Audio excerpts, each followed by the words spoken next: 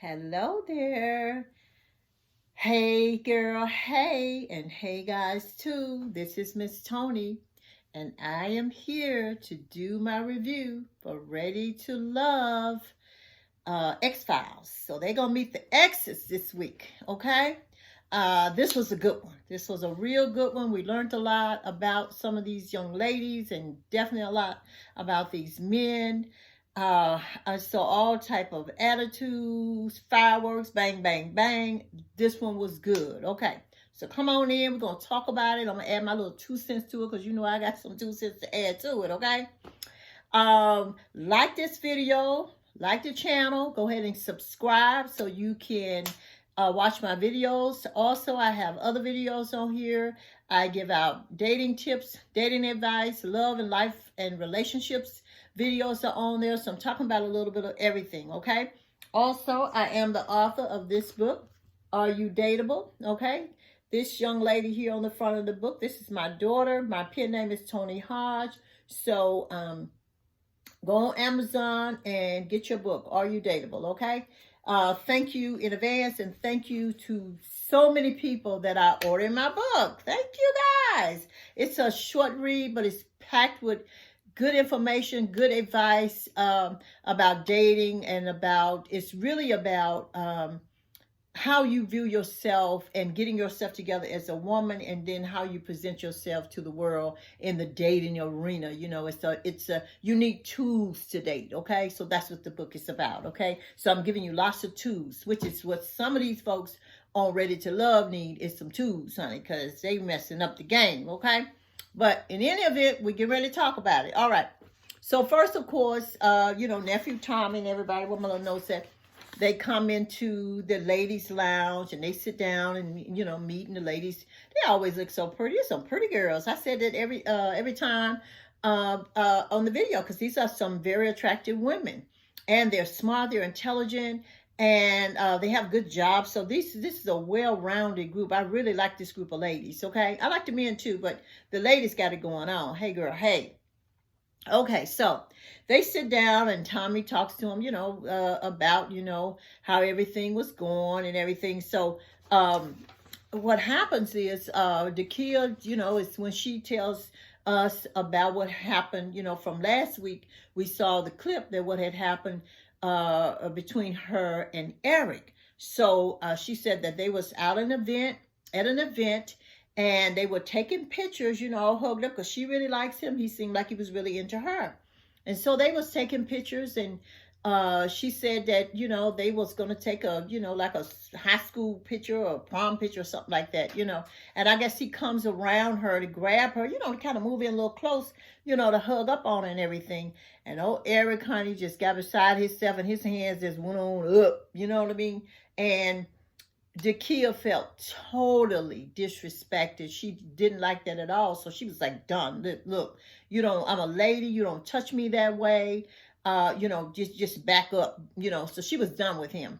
So she said that really, really offended her. And I could see how, it offended her. But at the same time, and don't get me wrong now, if it offended her, it offended her. When a woman says no, she means no.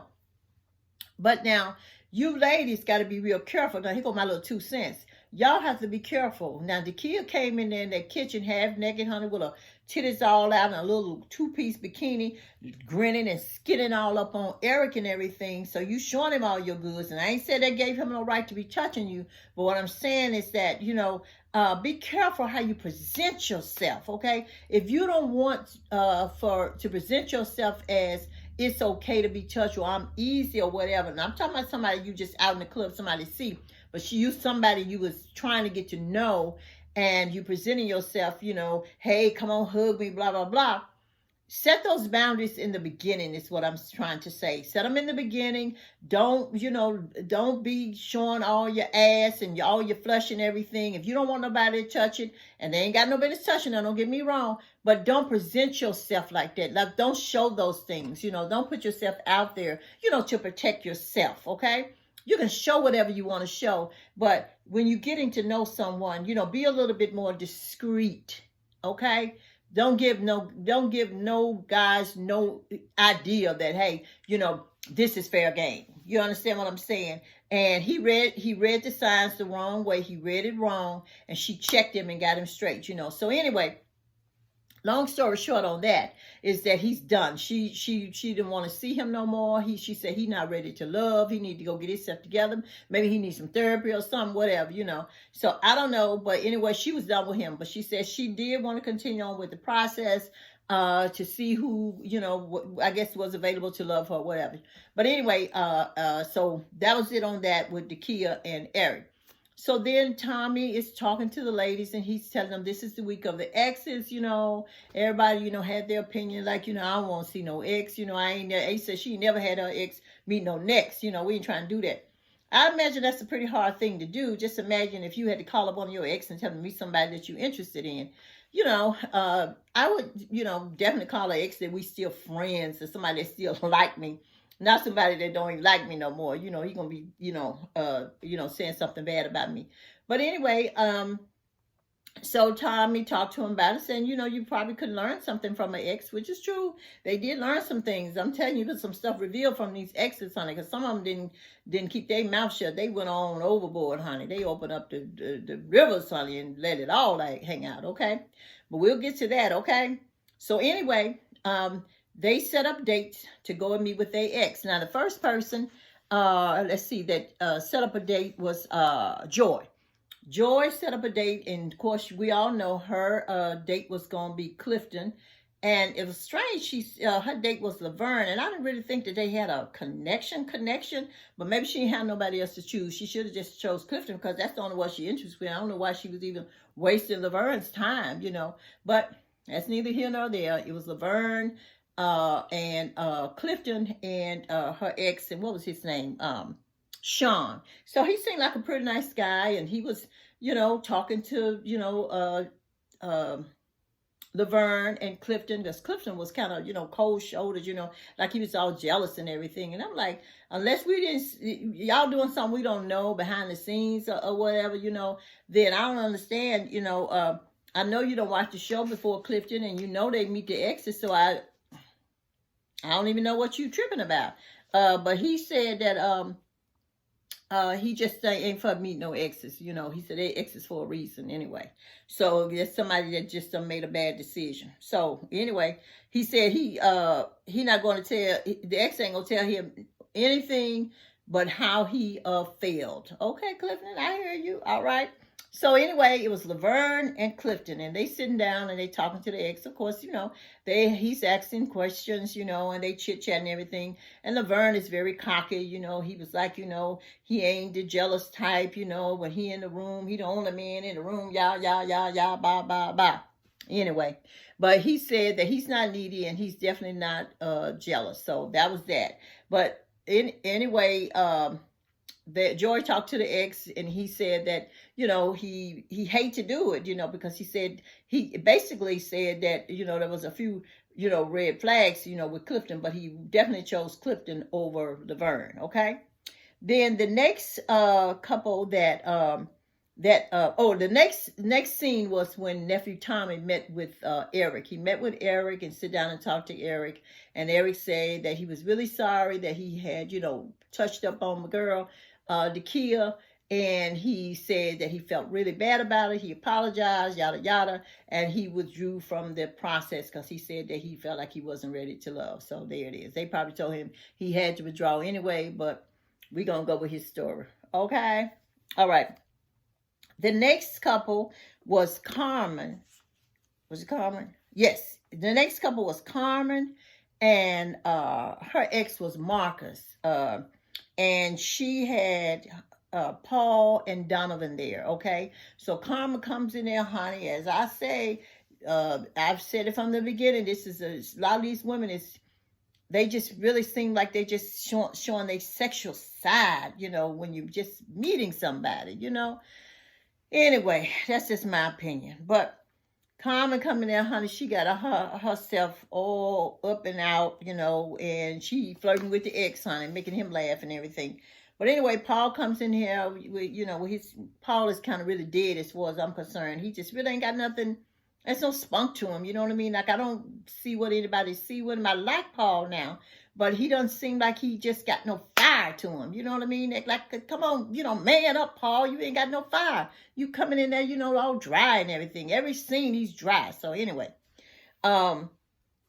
so Donovan comes in there with his smooth self, and the ex is telling him, what Karma, she works with athletes and professional people and, all these yada, yada, yada, the type of arena that she's in. And he wanted to know, would those guys be willing to, deal with her and in her world, And so Paul, he says, just tripped me out. He said that, he's been in that arena before. And so the man asked him, well, what do you do for a living? And he said, I'm a software analyst. Well, I didn't know software analysts, hang around athletes and professional people like that, but maybe they do. Maybe he's software engineer, analyst, for LeBron James or something. Who knew? But anyway, that was funny. Donovan said he don't have any problem dealing with it, so they left, and then Carmen and the ex talked, and the ex said that he, felt like Donovan would probably be, a better match, okay? All right, so the next one was Ace. And Ace ex was Devon.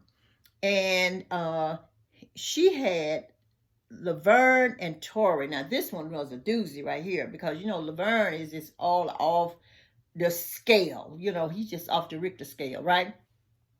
He just says a lot of dumb stuff out of his mouth that don't even add up. He just got no, he just ain't got no chaser, period, And then we got Tori. Tori he's still a little down on himself, but he's still in the game. Tori is trying. But anyway, Laverne was telling him, that the ex couldn't really tell him nothing as well. He was real chatty, and he was also disrespectful, and he was rude because he was saying the ex asked him about children, if she wanted to have children. He said he have 2 children. If she wanted to have some children, she could have some. Of course they're gonna be getting naked anyway, and all this and that, and she better not be touching me, my pants, right? I mean, he was just rude, disrespectful, just Laverne, okay? So I don't even know, why anybody he should have been gone a long time ago, because Laverne is a mess, okay? And he definitely, it's, to me, in my opinion, he needs to get some help. But anyway, he's hanging around, and then it was Tori. Tori is very, calm, and he's nice, and he was talking to, about to the ex about Ace and everything. So Tori did okay. I don't have a whole lot to say about Tori. Tori just hanging on by the hair of his chinny chin chin. It's all I can say to you, honey, is that he just hanging in there. He in there, honey, just he ain't even throwing no hard punches. He just barely making it. But Tori's still in the game, bless his heart. Okay, so Tori is very respectful. I do like that about him. Then the next couple, we have Sabrina. Sabrina, and she has 3 days. She meets with Demetrius, she meets with Donovan, and she meets with Tori. And Tori, he is definitely in his feelings because, he ain't been right since they played the Truth or Dare, and she went over there and kissed Demetrius, and he just saying his mind ain't been right because he was really into Sabrina. That's the one, that was his choice. So anyway, they had a very awkward meeting and talking, and he really kind of went on and admitted that she wouldn't be the one. He wouldn't pick her, because, of the connection, just fell off, So, and Sabrina agreed. She said, I feel the same way too. So, and then of course, Demetrius and her and the ex talk, that was a pretty good conversation. Demetrius is very dominant, but he said he would be willing to, listen to Sabrina, kind of, give her wishes, I guess, be respectful. But Donovan seems to be the one, the winner of this one right here, because he was very confident, and Sabrina was just all giddy and kiki kaka, honey. So she like her some Donovan, okay? Donovan, and the ex likes him for her too as well, okay? Now the next couple we have here is Christina, which is your younger lady, and her ex. I didn't get his name. And then she had Paul, and she had Paul and Demetrius. Remember, her and Demetrius had a good date and they talked and everything. And Paul has been, just hanging around, I guess, to see if it works out, for him. But he had said once before that he hadn't had no real good luck with younger women, But honey, you do learn something from the ex, because the ex came in and threw Tina up under the bus. He threw her straight up under the bus. Told her, honey, that when she get mad, she don't talk to you, honey.